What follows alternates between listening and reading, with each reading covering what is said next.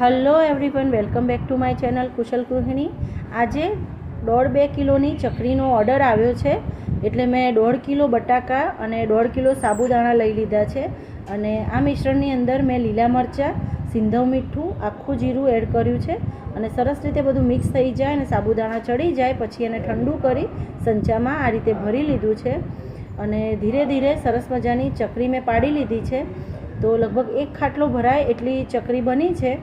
અને છેલ્લે આપણે તો રહ્યા ગૃહિણી, એટલે જે તપેલાના તળિયે ચોંટેલું ખીરું હતું એને મેં સહેજ પણ વેસ્ટ ન જવા દીધું। થોડુંક પાણી એડ કરી અને સરસ મજાનું ગરમ કરી અને ઉકાળી લીધું અને પછી જે આપણે ચમચા પાપડ કહીએ છીએ એ આ રીતે મેં બનાવી લીધા છે। થોડું પણ ખીરું વેસ્ટ નથી જવા દીધું અને એનો ઉપયોગ કરી લીધો છે। અને આ બધું જ સુકાઈ ગયું એટલે બધું થઈને લગભગ 1.5 કિલો જેટલી ચકરી અને આ પાપડ ભેગા થઈને મેં કસ્ટમરને આપી દીધા છે।